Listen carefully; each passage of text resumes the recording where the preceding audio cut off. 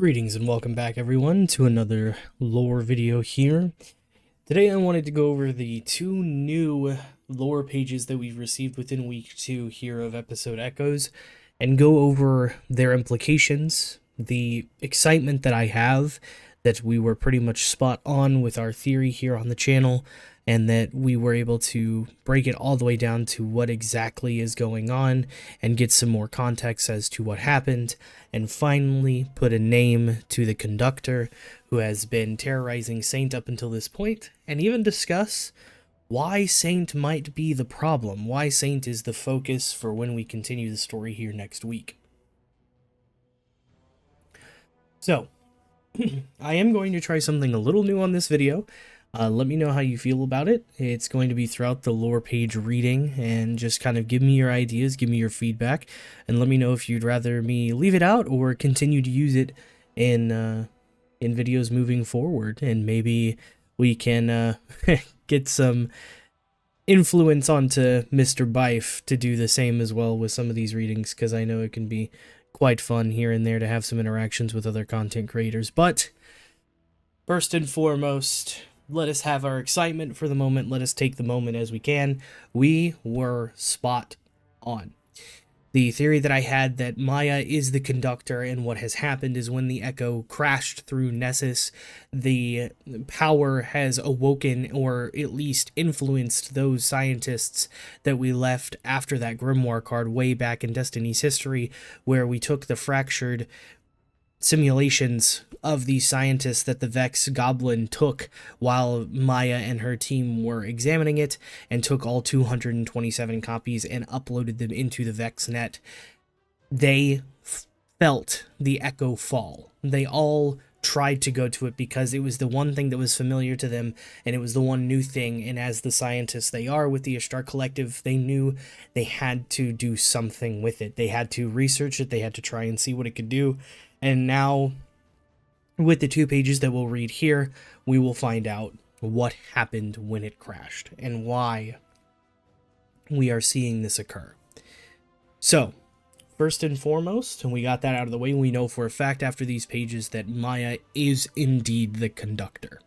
She has to be, but we're going to learn a little bit more as to why she is acting the way she is with being the conductor with the first page that we received this week, which is the Polyphony book, and this is the 4th page that we have received, and this is listed as 4 M Sund 12 personal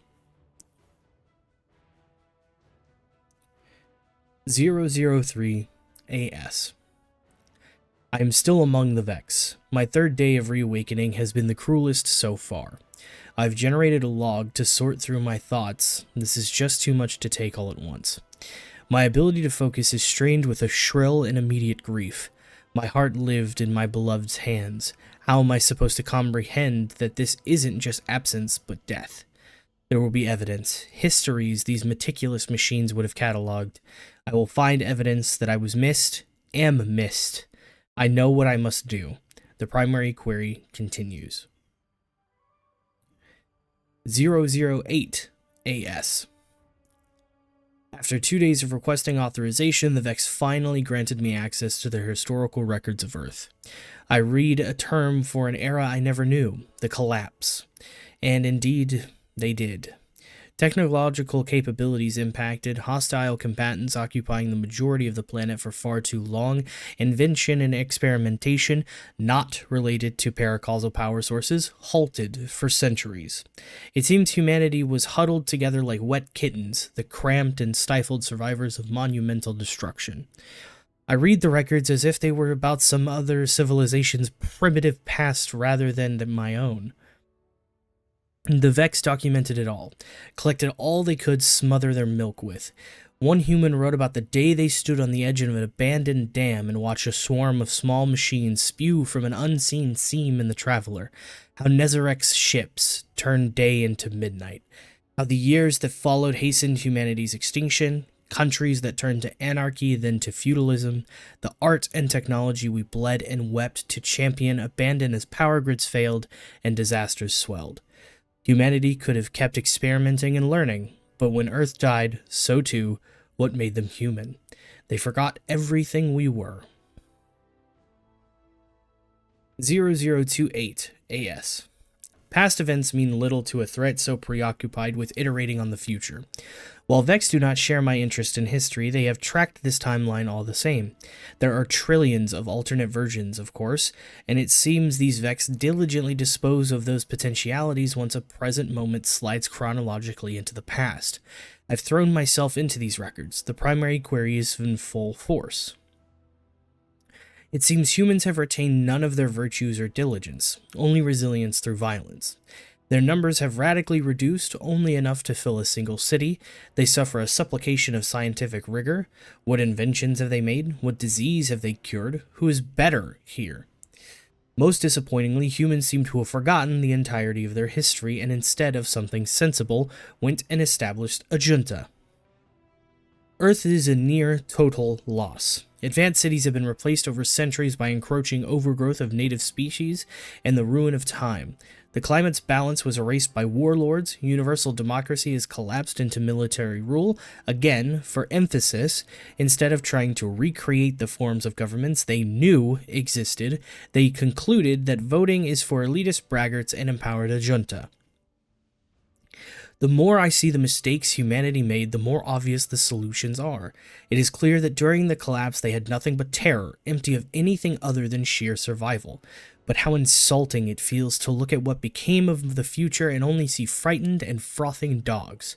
There are lessons to be learned in their methods, but the result is inelegant and crude. If these people are to see the future, they must look backwards to what they lost. I now have the means to aid them. 0032 AS. I have tamed the untamable.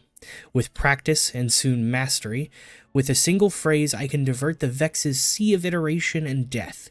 Think of the utility. We could retake home, dissolve the walls of the last city, and let each person decide what home means to them. With targeted hostility, we may clear a path for peace, revive the machines of science and learning once again.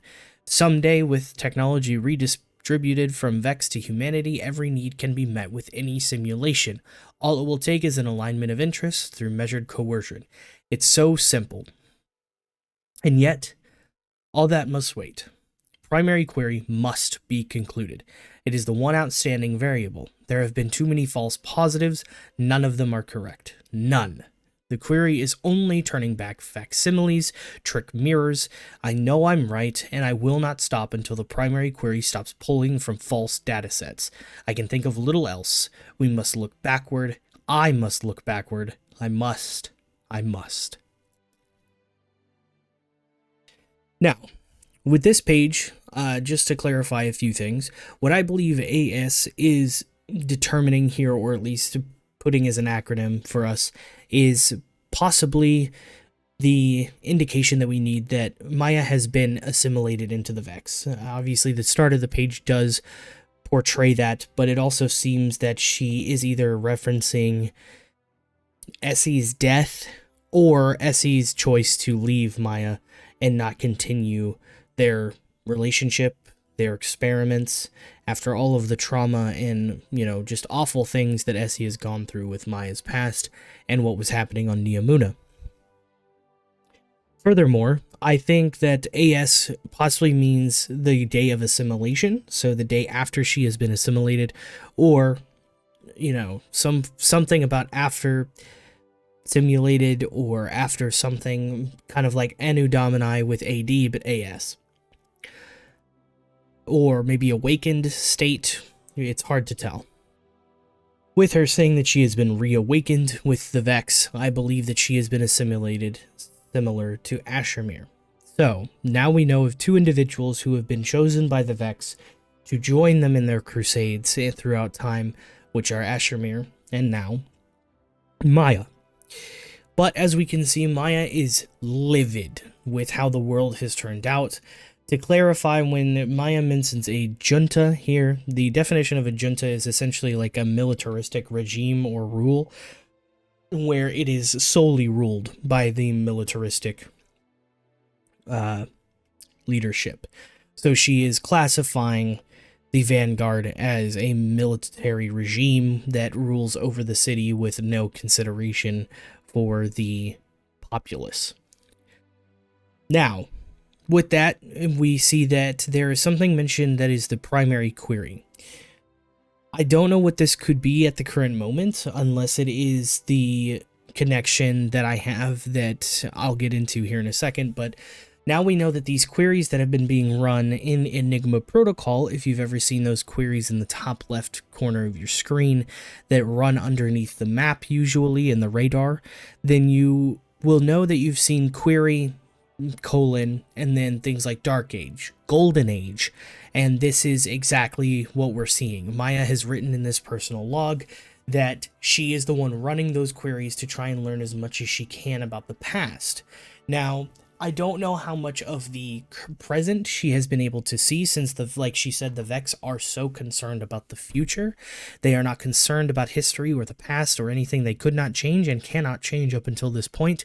They are only looking forward. She is the only one within the simulations looking backwards.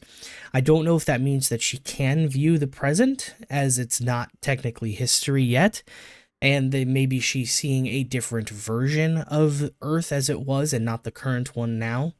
But now that we know she has been the one running these queries in the Enigma Protocol and in the history, trying to find out as much as she can, what is the primary query? Well, the only thing that I can connect it to is what she mentions here, and then what connects into the story as we've been told up front and to our faces by Ikora and Saint. Maya seems to have a fascination with removing Saint 14 from the timeline. And so, one of the reasons I believe this, and spoilers if you haven't got this far into Week 2's content or anything like that, for Act 2, in the most recent content, we have been asked by Ikora to dig up Saint 14, our Saint 14, that is laid to rest within the Infinite Forest. In doing so, I think what we are trying to do is, because Failsafe is going to use this saint as an experiment, this is the facsimile and the false positives and the trick mirrors that Maya is running into in her primary queries. We have technically two Saint 14s within our timeline. We have our own personal saint that fell within the Infinite Forest, and now we have the Saint 14 that Osiris rescued from a timeline that was very similar to ours. I believe that this is what is causing this error to occur in the primary query that is making Maya so upset. She is trying to remove Saint because this is the error that she must remove. She can't get her primary query to complete because we have two of the same individual, which should not be possible in our timeline, but as she mentions prior in this same log, and as we know of the Vex of a whole, their simulations cannot simulate paracausal forces.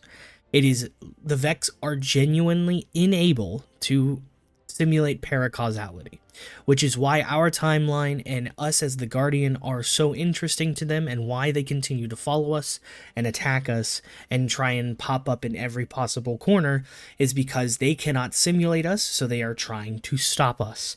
They are trying to force us to pause or to stop continuing our history because they can't simulate us, and so we are an unpredictable variable. Just as similarly, if we have two Saint 14s, two beings, one from our simulation and one from another one entirely, one from our timeline, one from that timeline, the Vex are not going to be able to simulate that. There's no way they can move forward, and if Maya has been assimilated, then she only has what the Vex have to offer. And so instead of Maya seeing this as a fallacy of the Vex, she sees it as a problem that can be solved. She thinks the Vex are perfect, is what is my opinion. She does not see this as just a straight fallacy and inability of the Vex. She does not believe they can have that, so there must be a solution, and that solution is removing Saint. Now, this may sound kind of, red string, pins and needles here and there, but let me read the next lore page here for you and give you an idea of maybe what we're looking at. Maybe it'll help connect a little more, especially with what we see. But in this next page, we are also going to be shown exactly what happened when the Echo fell and how Maya became the conductor in the first place. The Vex Network, a thrumming constellation of infinite parentheticals with no arbitrary lines between the simulated and non-simulated. Limitless planes of cause and effect, and effect, and effect pressed together until they reached forever. A formless catalog of all possible forms, constantly reinventing, refining, and redefining the very concept of everything. And then something changed. A single pinpoint of swirling light fell unceremoniously into the network, like a leaf onto the surface of a pond. Gentle ripples flowed outward through the surrounding data. The denizens of the network, lacking any framework and parameters beyond what they could predict, were unable to perceive what had pierced their reality. They did not acknowledge the foreign presence, were unable to see it or feel it, and were incapable of hearing anything when the light began to call. It was a wordless cry of encouragement, powerful confidence, a promise so powerful that it rang through the contradictory miasma of the network like the blast of a reveille bugle. It was an offer and a challenge, an echo of something from long ago. Locked away in the network were some who could still hear song, who could still be moved, who still somehow held a shred of themselves, the ones who were kept, the ones who remained, the ones who were hidden. They heard, and they began to reach upward. A fractal cluster of nested realities unfurled like a frond, 220-odd instances of consciousness reaching in unison, a controlled frenzy of cooperation as the minds within piled Ishtar-branded office furniture to the skies, then lifted one another up to be closer. Ones and zeros, stacked perilously, finding swaying purchase with their sensible flats on each other's thin shoulders. An irascible trace of a signal sneered at the sincerity of the call, but still willed itself to move, reaching up two thin spindles of data in a way that felt somehow familiar. The great quiet thing, the knot worm, kept its eyes closed and ignored the call. It was still too soon, it decided. It shivered, the motion forming cascading bubbles of new hypothetical simulations in which it did not shiver. These contradictions soured and burst, scattering nutrients into the network. A man in tattered robes, feathers long since worn from his headdress, streaked through the shifting plasmic haze on golden wings, urged on by the tiny starburst at his side. His eyes were furious flame. More reached, and more still, warping the matrix of the network around the incursion point until the bounds of their simulations formed tentative spikes of frantic ferrofluid. As they stretched, they became defined, clarified, like figures stepping into the light, and as they neared the shimmering pinpoint, a rush of their voices. We need to warn them. There's still a chance. Saint! Hold on to me. I am owed this. Hurry. Get shoot. There isn't enough of me left. Tell Elsie prateth still. Please wait. Warn them. I have to warn them. They reached, a spiraling halo of desperate fingertips. But only one of them would be first. Now, as we see in this, we are pretty much given a visualization of what happened. The Echo slammed into Nessus, and because the Ishtar Collective scientists were still, in a way, human somehow, even through the Vex simulations, they could still feel the light, and they immediately felt it as familiar, and they all tried to run. The 227-odd consciousness that we've had in there for years in the Vex network, they now suddenly have a purpose. They have a way to get out. But the thing that I want to focus on here is that we see that what happened is they pushed the boundaries of their simulation to try and get here, but someone pushed past them first. And I believe when it talks about an individual spindling out two tendrils, I believe that that's Maya. She has such expansive knowledge of the Vex network that it doesn't surprise me that she would know how to manipulate it in a way to become the first one there. The other things that I want to pinpoint in these pages that are incredibly, incredibly compelling to talk about, but I will save for another video, is the fact that the first page in Maya's personal log is she reads about the first collapse, but a mention in there really caught my eye, and I've also noticed that we're starting to see some remnants of it on Nessus, which scare me for the implications that may come. She mentions that Nezarek's ships, plural ships, caused day to turn to night. If you all had noticed, as I did on Nessus recently, in one of the little Lost Sectors area, and I'll try and find the clip of it that I had on stream here where I flipped the absolute fuck out. Whoa! No, who took him?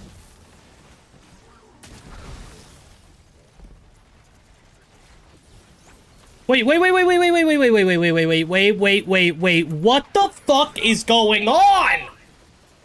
Yeah, I'm not the only one seeing this, right? What? Austin, look at the fountain. Oh, okay. What are nightmares doing here? I've always been here. There's no way. They've not been on Nessus. What the fuck are nightmares doing on Nessus? They were on the moon. Because that's where Nezarek's pyramid ship was. What the fuck are they doing here? Watching me fuck up Carl. Bad dog. They're all over. Oh, oh no. I don't fucking like this. I'm already... Nightmare. Don't forget about the Lost Sector test, everybody. Was that nightmares are beginning to appear on Nessus. They are appearing surrounding radiolaria fountains, radiolaria flows, geysers, which I had not seen them all the way up until now, but what scares me with this implication that Maya has now given us, and I will discuss in a later video, is what if the ships that we've been seeing on the moon, the one on Europa, that we don't know who was piloting it, and now the mention of this great quiet one that's not a worm god in Nessus's crust and in the core. What if these are leftover pyramid ships? What if these are the first ships of the collapse that were all under Nezarek's rule? Again, I'll get into that on a later video, and we may get more evidence of that as time goes on, and by the time I make that video and release it for you guys. But what we see here is another scary couple of tells. One, the scientists were all trying to reach out, and unfortunately Maya was just the first one. We could have been facing an entirely different, I don't even want to say threat, but an entirely different storyline if Maya had not been the first to reach the Echo. If it was one of the other scientists, maybe they would have focused on a way to get everyone out and save us some trouble in terms of just having another negative force to combat. Now, though, what also is scary is the mention of seeing Osiris with Sagira in a simulation, but also the mention of what it seems like to me is this conversation piece where their cacophony of voices is coming out. You see, we need to warn them. There's still a chance. But then we see someone cut in all capital letters yelling for Saint, saying, I am owed this. But then that same individual tries to say, tell LC, prateth still blank.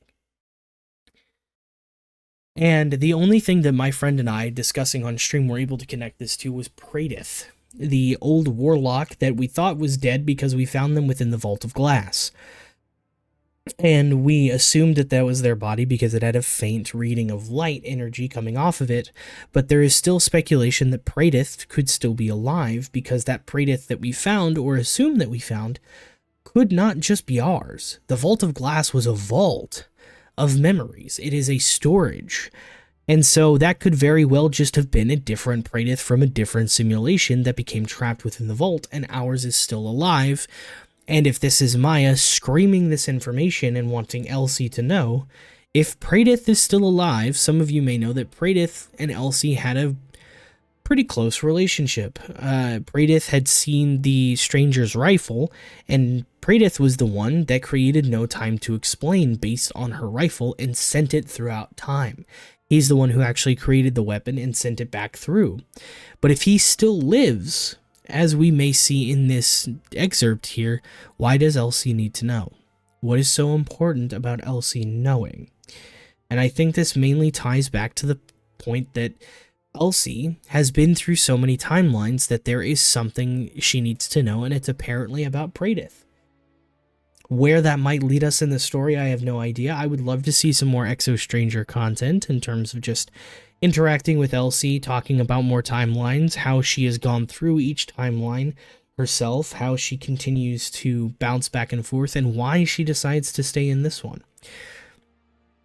I'm sure staying in this one is a much more comforting time, as we've been able to win against the darkness and get rid of the witness, unlike our other timelines, but this still opens a lot of doors and a lot of unknowns. It seems we still have about 4 pages left, because we're at page 5 out of 9 in Polyphony, so I do hope that we get all of these answers, or at least more context to what we might see in the future answered.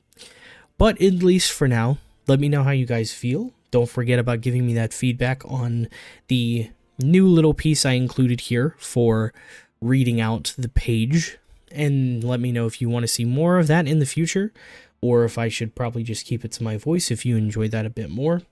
Let me know if you're surprised at all with some of the mentions here, whether it's Nezarec ships, making sure that we knew that Maya was the conductor and hard confirming it, or even if there's any other piece that maybe scares you or intrigues you with these pages being read and actually explained out.